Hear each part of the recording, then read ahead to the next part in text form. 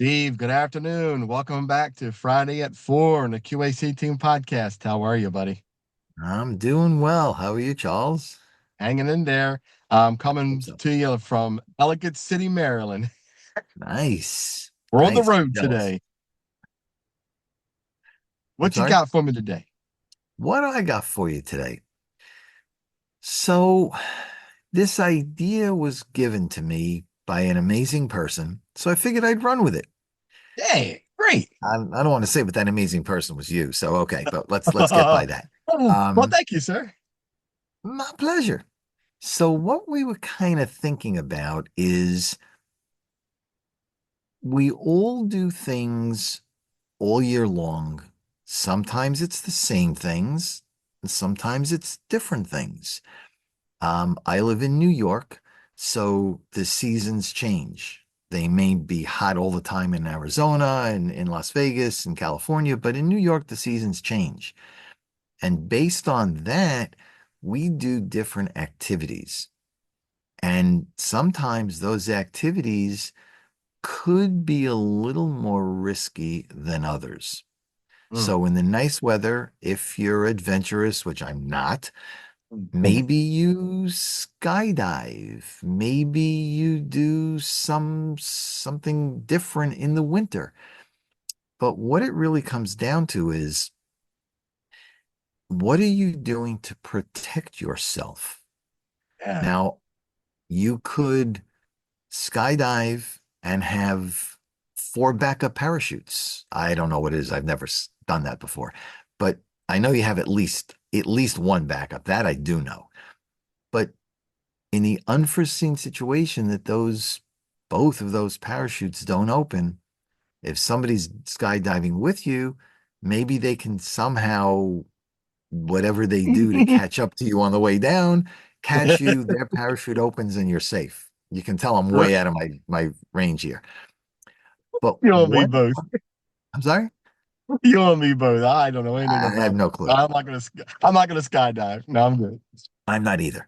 Um, I think it's something great. I envy the people that do because it's something I won't. So I envy you, and I'm saying don't stop, but just think about Yeah. something that if for some odd reason your parachute and your backup don't open, it's not the fall that will get you. It's that sudden stop at the bottom. Yes, So sir. if that, oh, every time.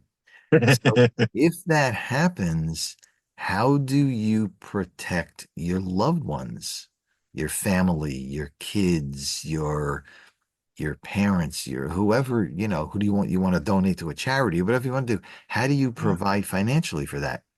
Or if you happen to be on a cruise ship and you look at the weather forecasts and that time of the year, that ocean is supposed to be smooth sailing. Yeah. But if that sudden storm pops up, if that rogue wave comes along and the boat kind of rocks a little, because I've been on those and they're not fun, but when it really rocks, what do you do? Yeah. And if some of you might remember this, because I'm going back a ways, there was a movie called The Poseidon Adventure. And for those of you who are not familiar with it, it was a very large cruise ship and a rogue wave came along. And they didn't, for whatever reason, they didn't go on sonar or radar and see the wave until it was too late. And the boat flips and almost everybody passes away, which was not a good movie to see a week before I went on my first cruise. So, Oh, timing's everything here. But the idea is, what are you doing differently that you potentially put yourself in a vulnerable position? yeah. Unintentionally, of course, unintentionally. I'm not saying anything else. But Yeah. what do you do? How do you protect yourself? How do you protect your loved ones? So the idea is for an absolute minimum cost. I'm talking minimum cost. Have the peace of mind that everybody's taken care of. As an example, my son just did some travel. And and he's back and he's fine. But what we did for him for $30 a month, and this is not a sales pitch, I'm just telling you what I did. Yeah. For $30 a month, he has a $500,000 coverage. His sister is his beneficiary, not even me, and that's okay. But just in case something happens, pay off the car loan, give somebody else the ability to live a better financial life. You will be missed, but financially, make somebody else in a better position. Right. Again, it's not a topic I'm happy talking about by any stretch, but it's something that I want people to understand. It doesn't cost a lot, but the benefit could be huge. Could Yeah. be huge. Yeah. So is this time of year, I'm just thinking about, it's October, it's a third quarter, close to the third, in the fourth quarter of the year, the third quarter going to the fourth quarter.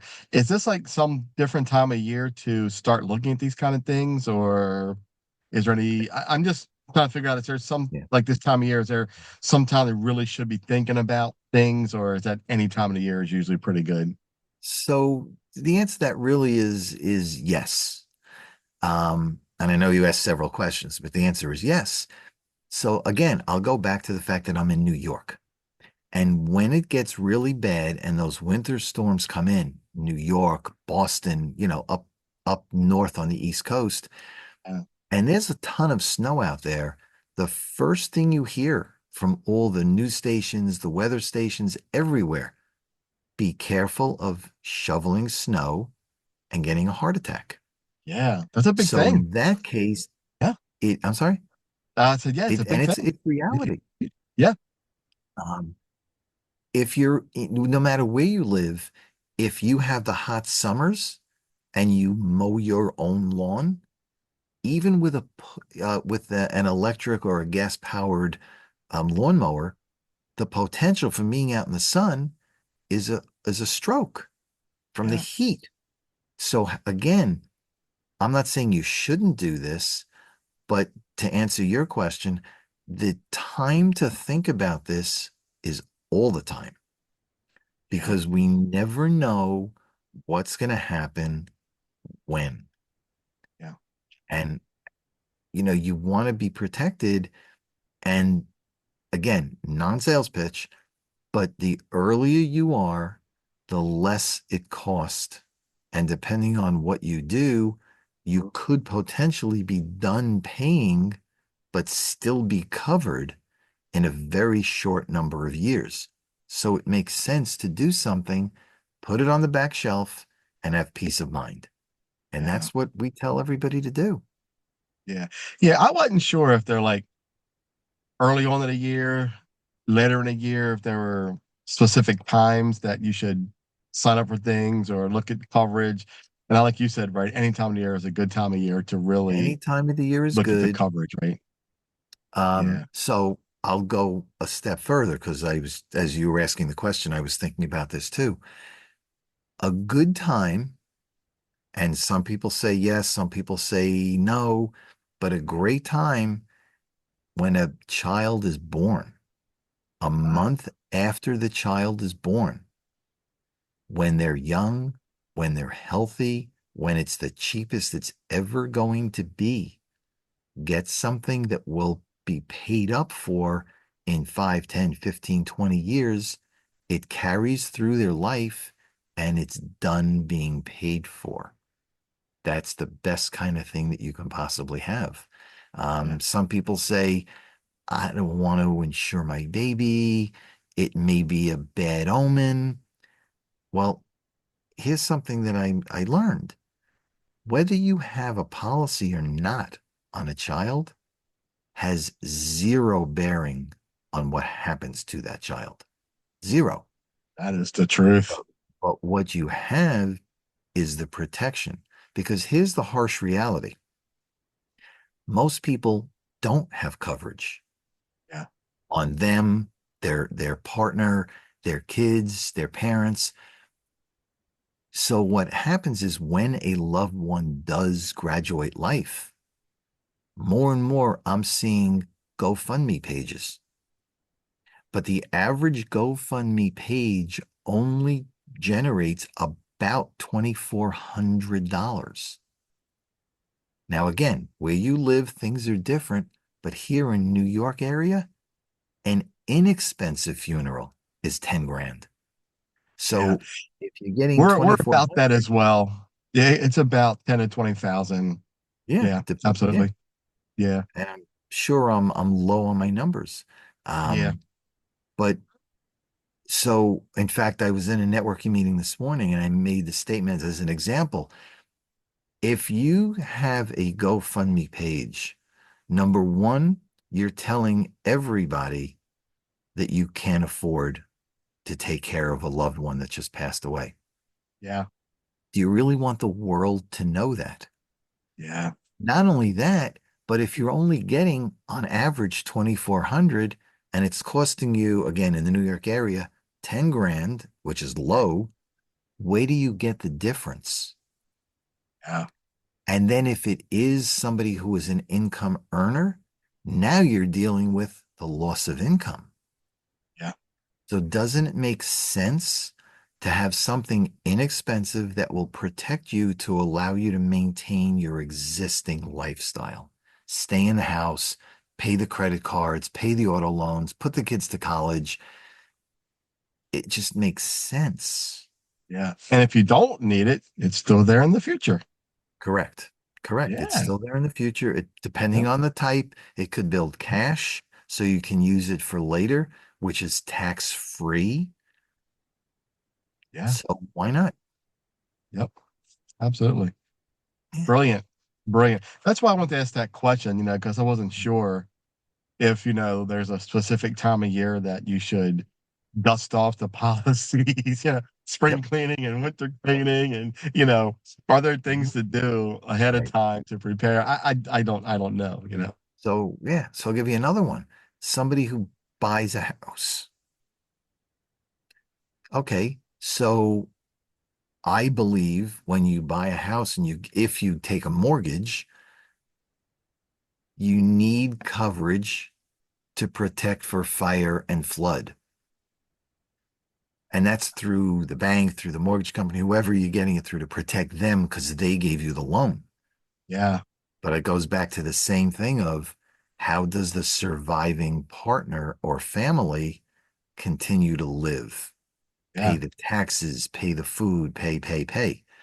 That's where when you get married, again, if you're young enough and healthy enough, take the coverage, pay off the mortgage, Yeah, and then continue to live. So it's an all the right. time thing. Or you can take a throw a mean party with all the money and continue paying the bills. Now there's an option. I like that option. I like that.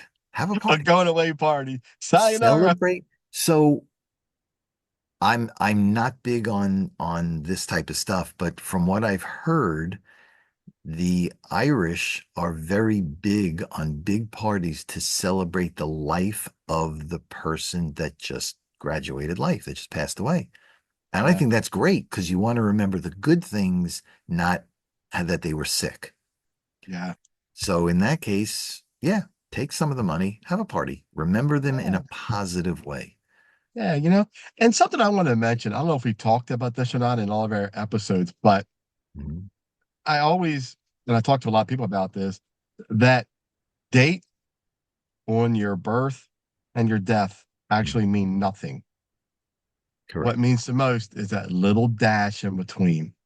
That's the biggest space because that's what have you accomplished Correct. in those two dates?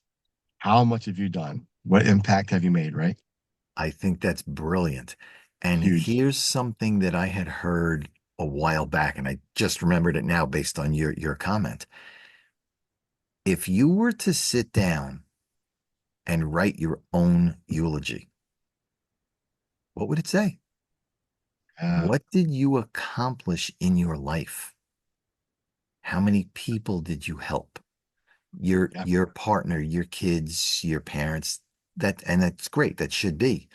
But what else did you do? Who did yeah, you help? Who did you offer an opportunity to that was down and out and had no hope? What did you do to help other people? What does your eulogy look like? Yeah. And that's the Okay. dash between your birth date and your end of life date. Yeah, it's like, what impact did you make? That's what my biggest thing is. I want to leave an impact on this Yep. world. I want people to know, 10 years from now, 20 years from when I die, I don't want people to be like, oh, forget about them. I want to be some kind of impact on at least my kids. And I think I'm doing that now, and I think I really want to leave some type of impact on this world of doing good things and being great for people. And Steve, you're doing that. What you're doing, I think is fantastic. Thank you. You're making an impact on saving people's financial situation. And no matter how you look at it, whatever angle you take on it, you're saving their financial future.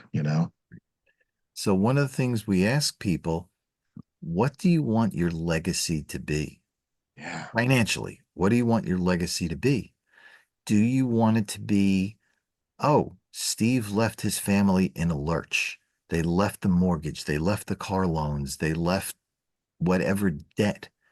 Do you want to be remembered for that? Or do you want to be remembered for all the bills are paid for? Yeah. They helped people, they mentored people, they had a positive impact. That, to me, that's the way I want to be remembered, Yeah. not the fact that I left my family in a lurch Yeah. financially. Again, we're talking Right. finance.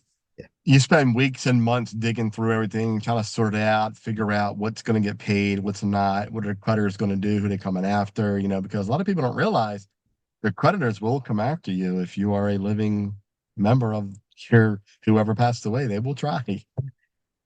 They will come after you and they will only succeed if somebody else's name was attached to your debt.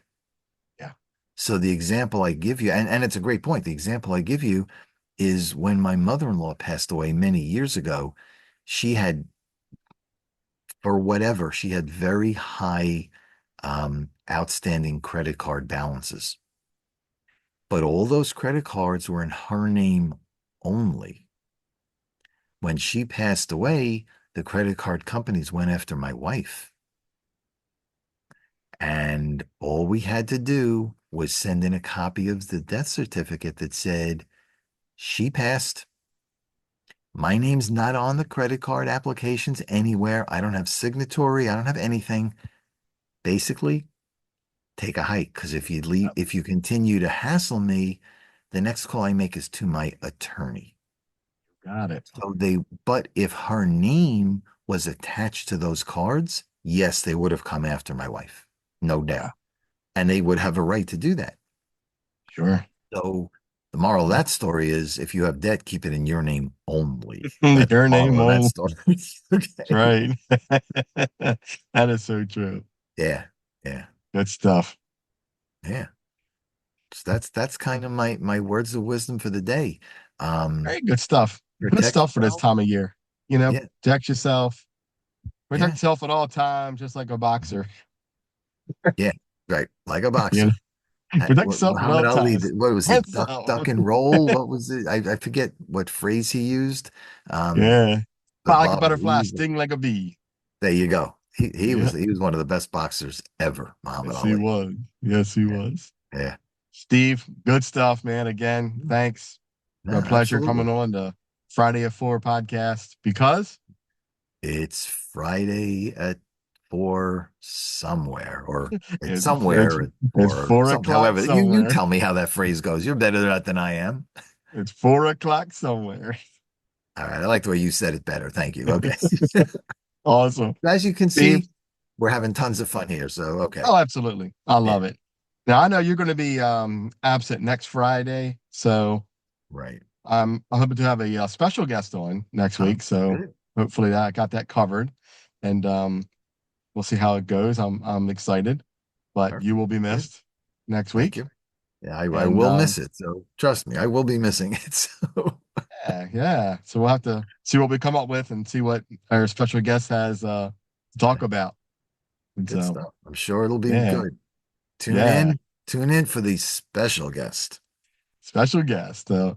Steve, enjoy the rest of your Friday. Have a great You too. weekend, and we'll talk soon. You got it. Thanks, Charles. Have a great Yes, one. sir. Take care. Take care, buddy. Bye. Thanks for being here. You got it. Bye. You too. Okay. Thanks.